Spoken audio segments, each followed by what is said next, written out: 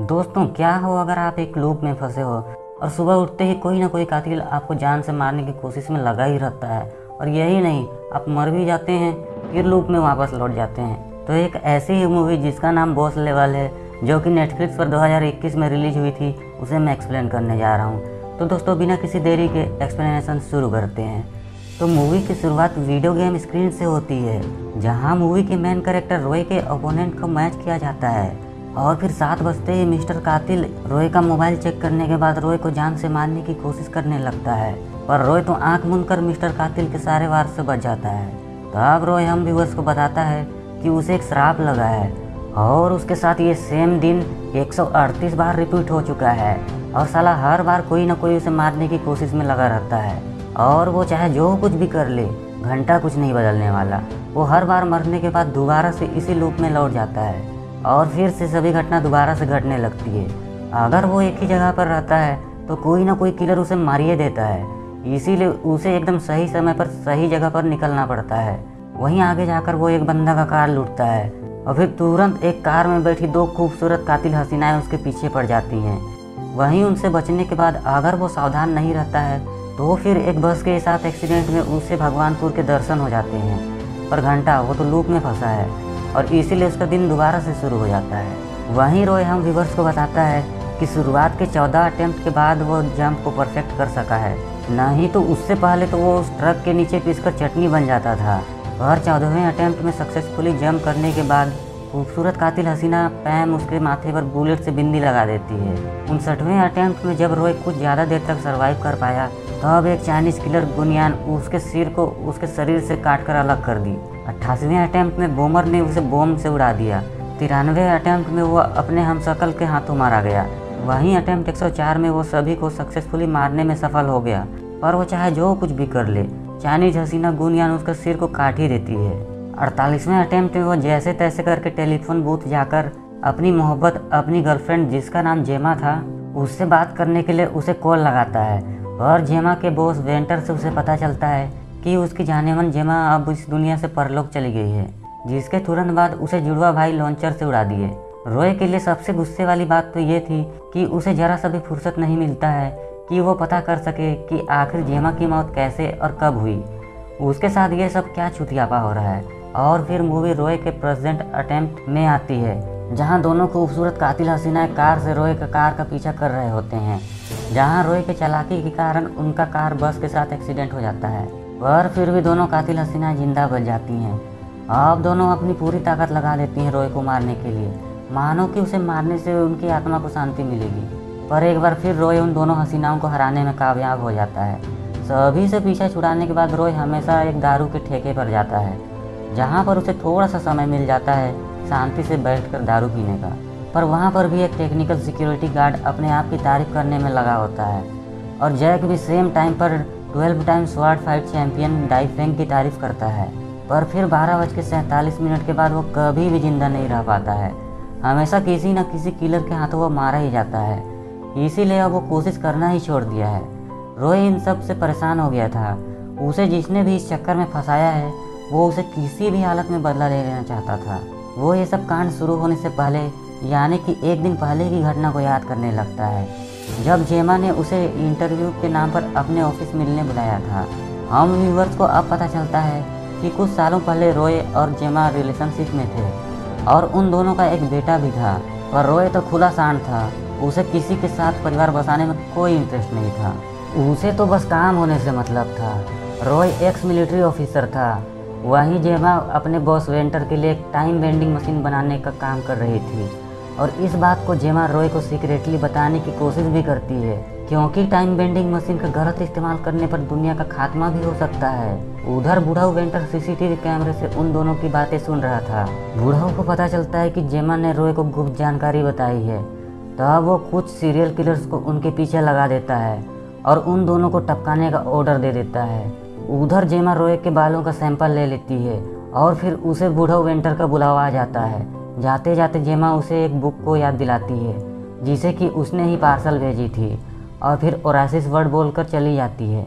पर इतने सीरियस बातों का रॉय पर घंटा कुछ असर नहीं होता है, और वो उसी फीमेल डेंटिस्ट के साथ गुलू गुलू करने में बिजी हो जाता है, जिसे कि हमने हर लूप में बिना कपड़ों के देखा है।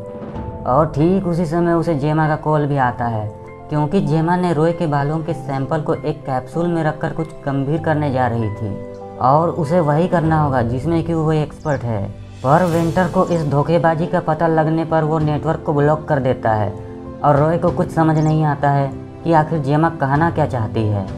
और रोय फीमेल डेंटिस्ट के साथ बिना कपड़ों के कुश्ती भिड़ने में बिजी हो जाता है और नेक्स्ट डे से रोय टाइम लूप में फंस गया।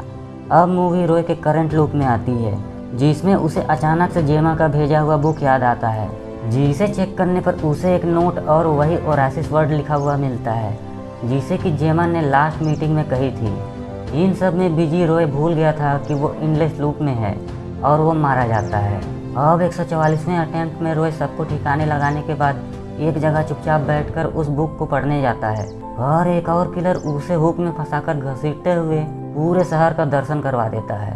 और अगले अटेम्प्ट में वो सबसे बचते हुए एक अंडरग्राउंड गेमिंग रूम में छिपकर उस बुक को पढ़ने लगता है और बुक पर लिखी कोई भी बात उसे घंटा समझ नहीं आता है। वहीं पर उसे उसका बेटा जो नज़र आता है, जो कि स्कूल से फरारी काट के गेम खेलने आया होता है। और फिर जब रोय अपने बेटे को लेकर बाहर जाता है तब वो गौर करता है कि इस बार वो कुछ मिनट ज़्यादा सरवाइव कर पाया है और किलर्स उसे ढूंढ भी नहीं पाए थे।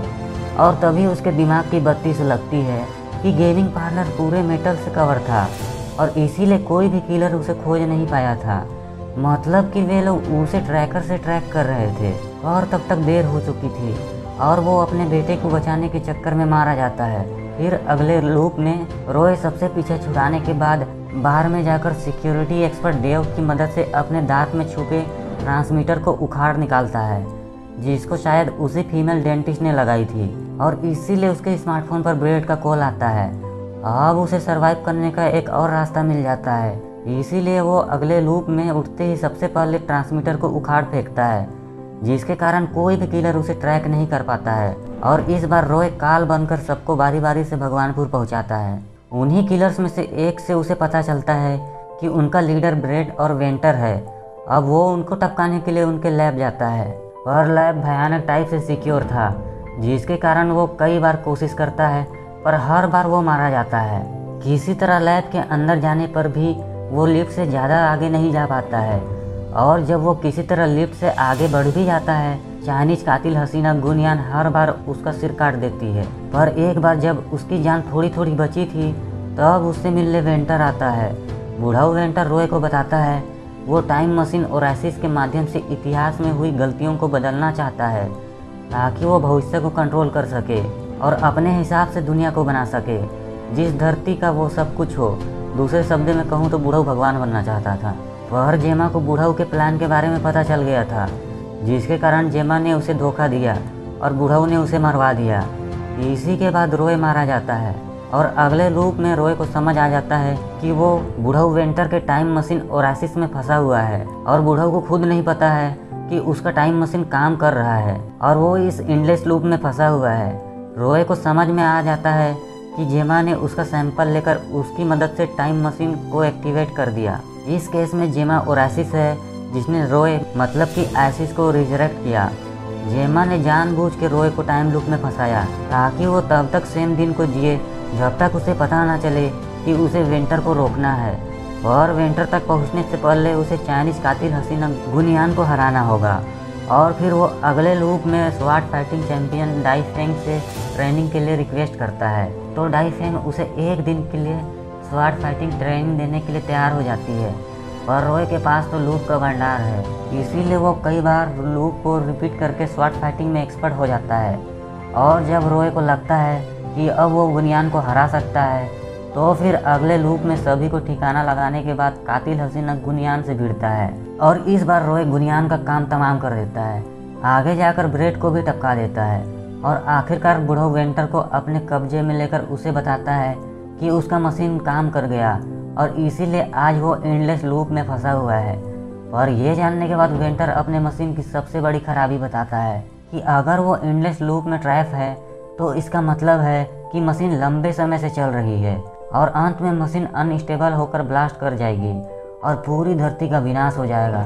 बूढ़ा रोए को उसके बेटे को जान से मारने की धमकी भी देता है। वहीं रोए वेंटर को टपकाने के बाद सीधे अपने बेटे जो को बचाने जाता है, पर उसके पहुंचने से पहले ही वेंटर के लोग जो को निपटा दिए थे और उसके तुरंत बाद मशीन के ब्लास्ट होने से पूरी धरती का विनाश हो जाता है। अगले लूप में उठने के बाद रोए पूरी तरह से टूट चुका होता है, क्योंकि उसे लगता है कि उसी के कारण जो और जेमा की जान गई और धरती भी नष्ट हो गया। ये सब नहीं होता अगर वो उनका साथ नहीं छोड़ा होता। उसकी जीने की सारी उम्मीदें खत्म हो गई, क्योंकि ऐसी जिंदगी का भी क्या फायदा जब अंत में धरती नष्ट होने ही वाली है और जिसे रोकने के लिए जेमा भी जिंदा नहीं है। और इसीलिए कई लोग तक तो वो अपने आप को बचाने की कोशिश तक नहीं करता है, पर बाद में उसे एहसास होता है कि वो अपने बेटे के साथ थोड़ा टाइम तो बिता ही सकता है। और फिर वो कई एंडलेस लूप में जाकर अपने बेटे जो के साथ यादगार पल बिताने लगता है, जिसका अंत हमेशा धरती के विनाश से ही होता है। पर एक लूप में उसे जो से पता चलता है कि जेमा ने आज सुबह यानी कि लूप वाले दिन कॉल की थी, मतलब कि जेमा रोए के उठने तक जिंदा थी। इसका मतलब है कि वो अब भी जेमा को बचा सकता है। और फिर अगले लूप में वो सभी किलर्स की लाशें बिछाते हुए लैब तक पहुंचता है, पर फिर भी वो कुछ मिनट से पीछे हो जाता है और ब्रेट ने जेमा को सुलटा दिया था। वहीं ब्रेट को टॉर्चर करने से वो बताता है कि जेमा ने मशीन को इस तरह से सेट कर दी थी जो कि सिर्फ उसके मैच से ही काम करे और कोई भी मशीन को ना चला सके। वहीं सीसीटीवी फुटेज चेक करने के बाद रोए को पता चलता है कि जेमा की मौत 7/14 पर हुई थी, मतलब कि जगने के बाद उसके पास जेमा को बचाने के लिए 14 मिनट है। और अब बिना समय बर्बाद किए अगले लूप में हेलीकॉप्टर को अपने कब्जे में लेकर वो सीधे लैब पहुंचता है और रास्ते के कांटे सारे किलर्स को एक ही बार में टपकाने के बाद आगे ब्रेट और वेंटर को भी सुलटा देता है और जेमा को बचा लेता है।